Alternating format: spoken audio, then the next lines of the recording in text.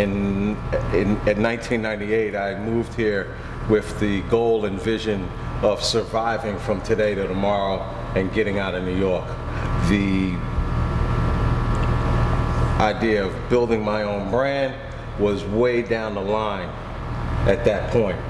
Then I met a guy a couple years later named Ron Perry, and we started a company called Big's World, which stood for Born in the Ghetto Story. And out of Big's World, we started RP55. Originally, RP55 was his name, Ron Perry, born in 1955, and he was from DC. After about 6 months, I said, okay, wait, put the brakes on. We got to make this Reynolds and Perry, because I'm doing the design. I can see this is taking off. We don't need no problems 2 years from now. He was like, yeah, well, he didn't like it that much, but he couldn't argue it that hard. And we were both really getting money, and that was the real thing. Let's get this money. You know, let's not get our egos in the way. You know, so let's keep it moving. And unfortunately, Ron left our company after we partnered with Shockett and Metzger about a year and a half, 2 years later. And, you know, I think we succeeded beyond the lifespan of what he thought we were at that time.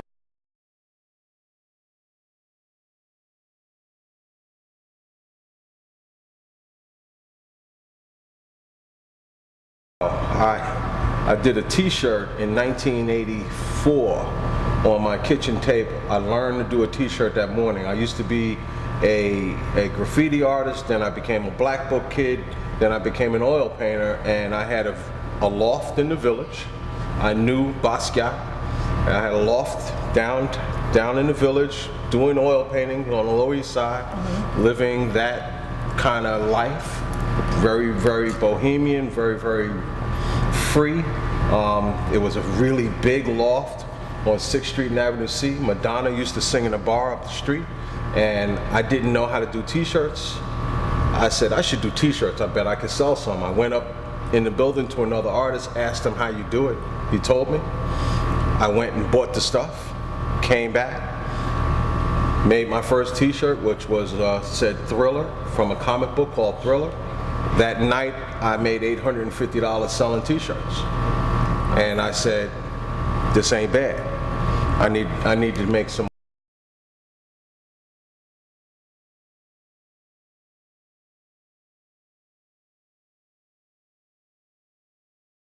I always enjoyed drawing, I always enjoyed painting, and I also always enjoyed reading. So it's a kind of a deep question. I was comic book fiend, and a lot of comic book fiends usually have a great vocabulary and a great higher reading level, because comic books are really small science fiction novels. So your reading level is typically way above your peers. And then you want to draw. So that's where the drawing and the creativity and the letting your mind roam, I think, came from. I'm from Harlem, like Puffy, so we were born to be fly, you know. And I come from the birth of the hip hop culture, so I happen to be ready at the right time when the urban revolution in young men's sportswear happened, which was in the early 90s.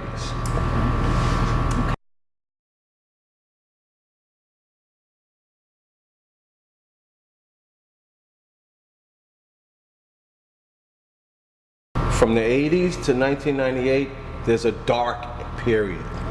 There are the dark ages, which is how I got to Virginia. But we're going to keep this interview light. Okay, so there was the dark ages. I got to Virginia. How I've been able to attract around me and keep around me some extremely talented people. I was going to say young and talented, but the age is really not a factor, because some of those guys ain't young so no more, and they're still just as talented. you know. And they joke me quite often because I'm much older than them. But as I tell them, that just means that my viewpoint is further than yours. My history of viewpoint and the wheel of fashion goes further than yours. You know, some of the things that you think you know, I do know, because I happen to have been there, you know.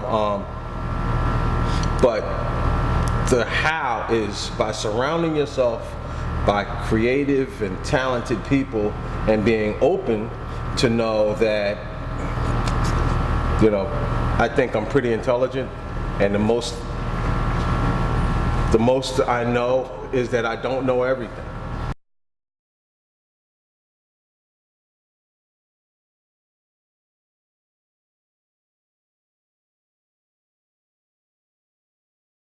Well, I used to be a chef, you know, and I still have a dream of opening a restaurant. I actually was planning it about 6 months ago, and then that kind of went to the side. I used to be a chef. Like, that was always the thing I could go do if I needed to get money in any city, in any place. I mean, I kind of fell into being a chef. You asked about my education. My education is work. You know, I work and learn how to do it. I went to Borough Manhattan Community College. I was the editor of this art student newspaper. I don't know if I ever went to an actual class, though. They had a dance class. I went to that, and they had a free writing class. I went to that, but that's my personal education. Now, almost everyone else that has worked for me and works for me is educated.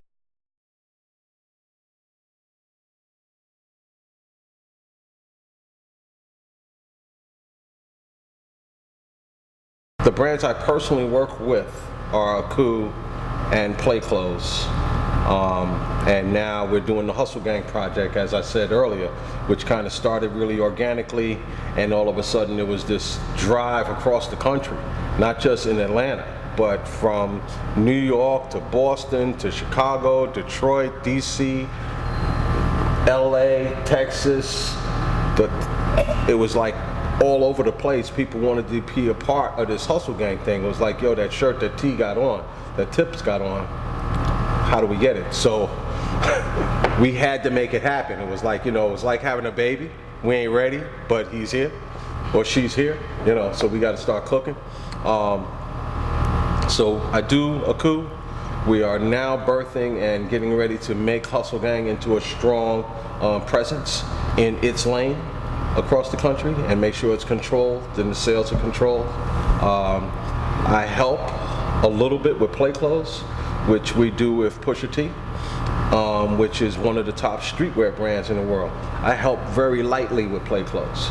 They come and ask me something. They worked for us with Indigo Red, Building 4, Schmack, the guys who do Play Clothes, in particular Smurf, who's very well known on his own now. Every now and then he'll come and ask me, I think he begrudgingly comes and asks me, how do I do this or how do I do that? Because he wants to do it all on his own, which I get that, I see it, you know, and he's extremely talented.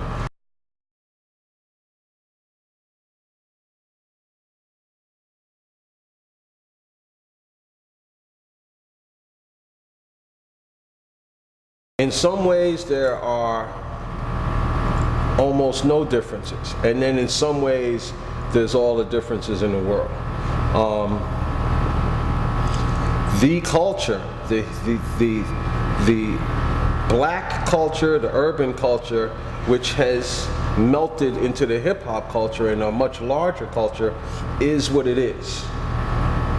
And it ain't Polo. And Polo is cool, and I think Ralph Lauren and Polo is probably the premier men's clothing line, sportswear and dresswear in the world, and made well. But the culture that they speak to is not my culture, you know. So in some ways, it's exactly the same. From RP55 to, we did Azure, to Building 4, to Indigo Red, to Schmack. The fashion has changed, but fashion changes. For example, Guys used to wear big baggy stuff all over the place. Guys used to have on shorts, little slim dudes would have on 3 pairs of shorts so that they could put on a pair of jeans that was 3-4 sizes too big, and 3 shirts so that they could have on a 3X or 4X t-shirt. Lord knows that they really are a medium, you know. So fashion has changed. That's one of the largest changes, is actually the fit. But as I was saying, as far as my viewpoint before, well, that's how they used to wear it back in the 80s.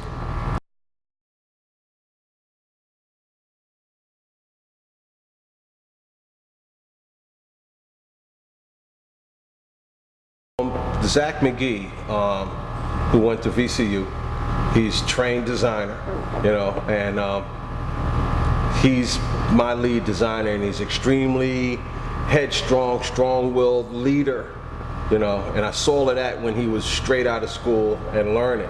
So Zach and I will argue all the time, but it's an argument towards getting something done. Now, I have to know when I'm just being old, and I don't want to do that because that's not my world. But I also know from experience, yeah, that don't sell.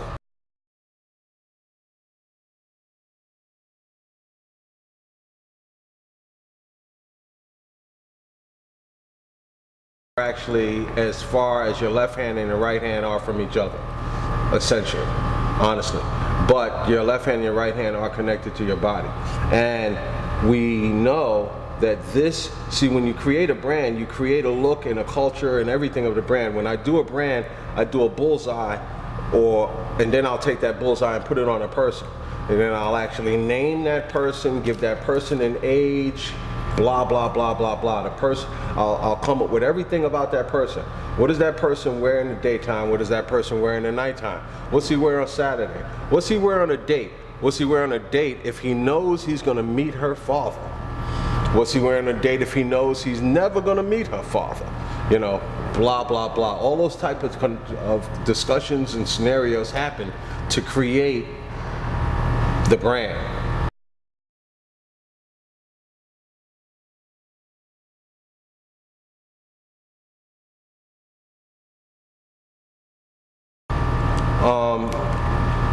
A lot, T.I. in particular, a lot. Pusher will come and be in here till the wee hours of the morning. And if we were in Atlanta, I bet Tip would too.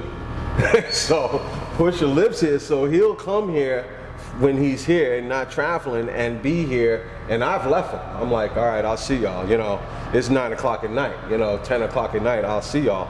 And I've heard that they were here till 3 and, you know, whatever, like this is a music studio or whatever. But we want the space to be cool like that. We want the space to be cool, we want it to be comfortable, we want the free flow of conversation and ideas and laughter to be in the room, because we want people to love where they work, you know. Tip, as I said, if people would have known it, there would have been a crowd outside. He was here last week. I go find him. His thing is like a wave. As I tell my marketing, when the wave starts, you have to figure out how to ride that wave. He's not coming to ride your wave. It's your job to figure out how to ride his wave and get what you got to get to happen. Because dude is a machine. T.I., if his schedule is set, and I've seen it, be in the lobby, we got to leave at 9. He's in the lobby at 8:45, telling everybody else, I thought we was leaving at 9. I've been there where that day ended. I mean, it was like every 45 minutes, hour and a half, it was the next thing to do.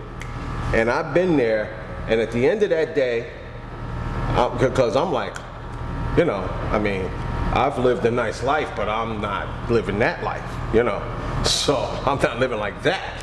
So I've been there where that day started at 9. And at about 8:30, we were getting into 2 limousine helicopters on the Manhattan heliport, flying out to the Hamptons in these 2 limo helicopters, not regular helicopters, sitting in chairs, you know, like this, not with no, just having conversations with champagne and blah, blah, blah, you know, and a 2-hour helicopter ride out to a club that he's performing at until 2 in the morning.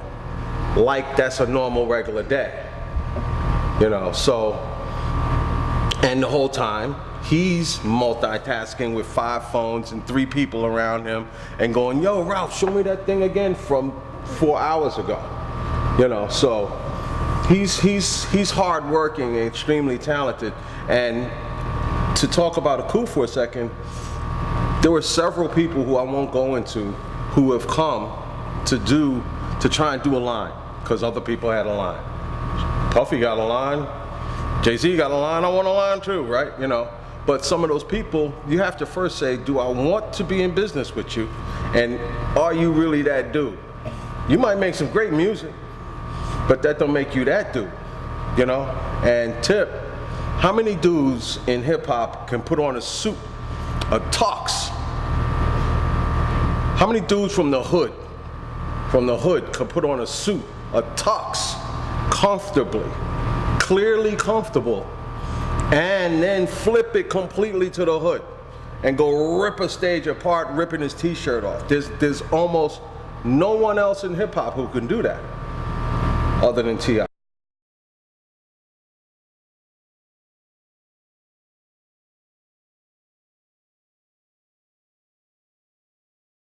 There are other people. There are others that are on the radar, you know. But you can only do so many well, and a coup is doing very, very well.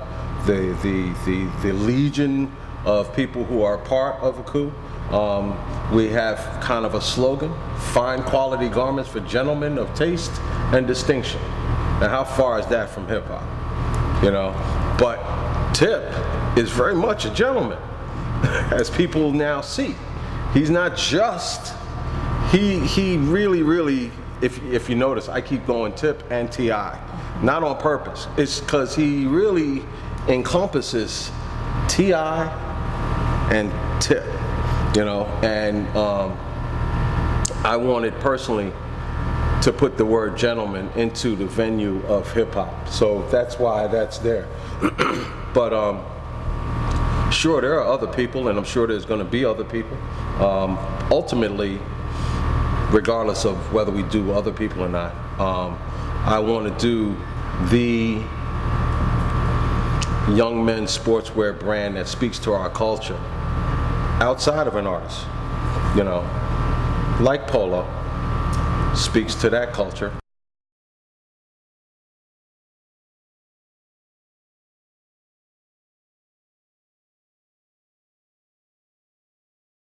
We call it contemporary streetwear, but those labels are there for a reason.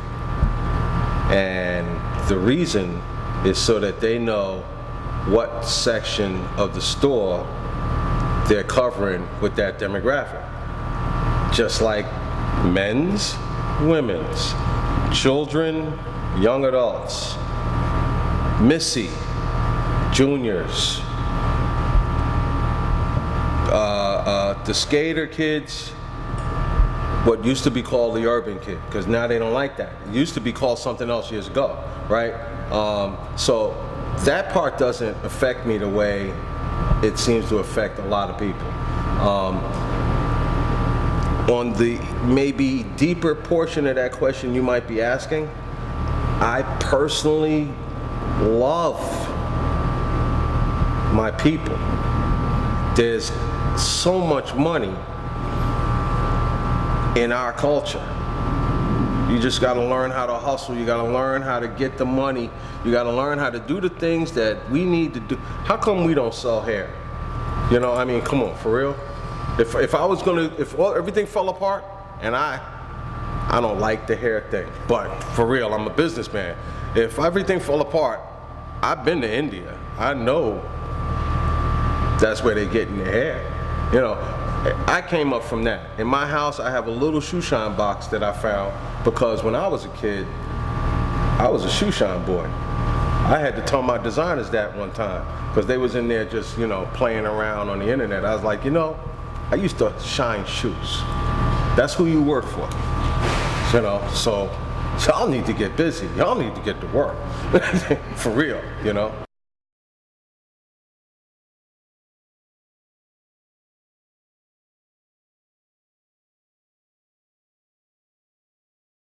I shoot pool. I shoot pool pretty well. I shoot pool almost every day. But I don't really work. I love what I do so much. I'm here every Saturday. I'm here all the time. I'm very, very blessed and lucky in that way. It has never felt like work. Every delivery is new clothes. I send out pictures. We have an office. We have an office in Shanghai. We send pictures to our office. Our office sends it out to the factories we work with. Then clothes come back. So every 3 months, you get all these boxes of new stuff. Every time, it's exciting. Every single time. After 18 years of producing a brand, every time it's exciting. You know, so it's and I'm wondering when I'm gonna get used to it, when I'm gonna feel like, yo, you know what, you're getting too old, you know, to be wearing sneakers and shorts and that t-shirt or whatever, you know. And I've said that to myself, and then I said, yeah, but this is what I want to wear. This is what I want to wear, you know. But that's lucky. Everybody's not gonna have that. I know that, you know. You gotta work and grind anyway. I'm just lucky enough that what I do it never really feels like work. You enjoy it so much. So there's no balance. Okay. Because I do have a home and a wife and all of that, and there's no balance. I totally neglect my home and wife and all of that.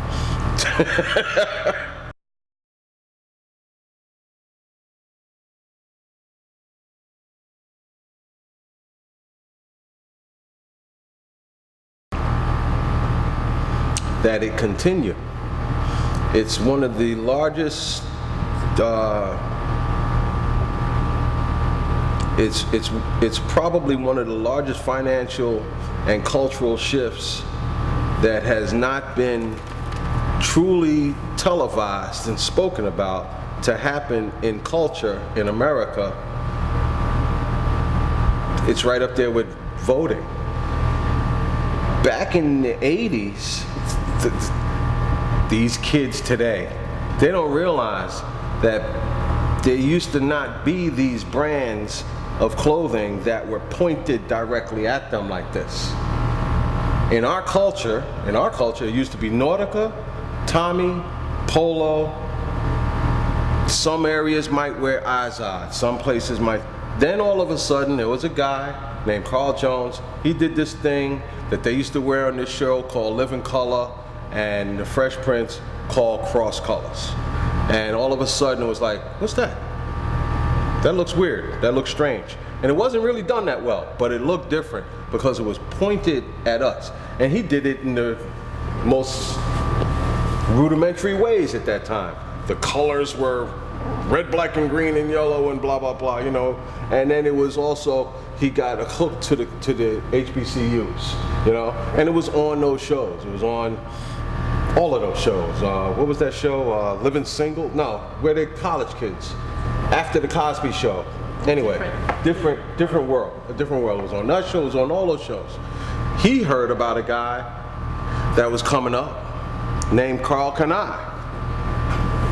Rather than compete, they backed Carl Kanai.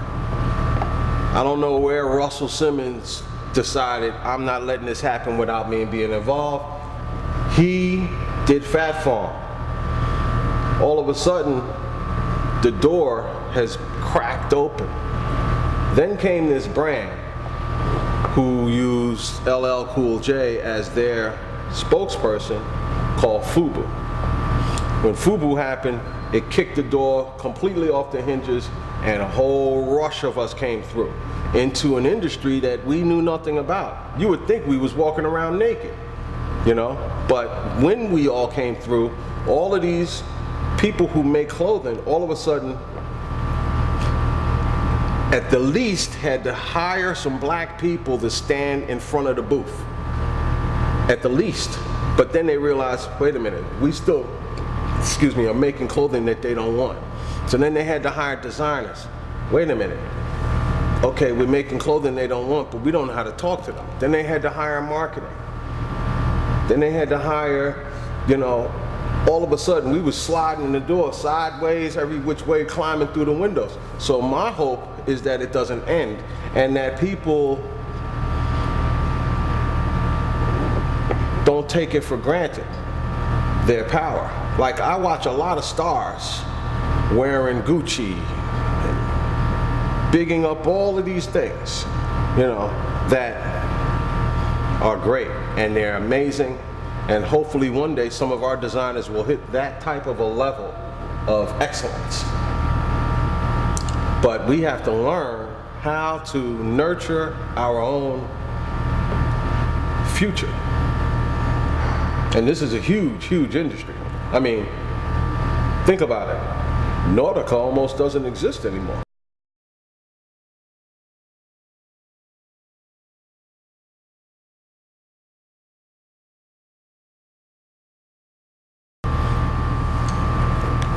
You get a notepad, you write at the top of the pad, this is my ultimate goal. I want to be a doctor. Then you make a list of all of the things it takes to be a doctor. You do everything on the list, and then it's done. That's it. And I did that. Sometimes those lists create other lists, but you just forget the goal. I gotta get through high school with 3.8 so I can get into these 3 colleges. I got to get to one of those, you know. Just make a list, and you just keep knocking things off the list. That's it. You can do anything you want. You could be anything you want. You could do anything you want. There's nothing in this world stopping you, period. Awesome. I thank you so much. Thank you. Last but not least, if you could just give an awesome shout out to Fiend Magazine for bringing fresh, engaging, entertaining news in reference to Ralph Reynolds. Just look right there. I'm Ralph Reynolds. You've heard me run my mouth and go on and on for a minute on Fiend Magazine, which I know is a new perspective in a world of things that's already out there. Check it out, Fiend Magazine. Awesome. Thank you so much. Thank you. Great interview. I appreciate it, brother. No problem.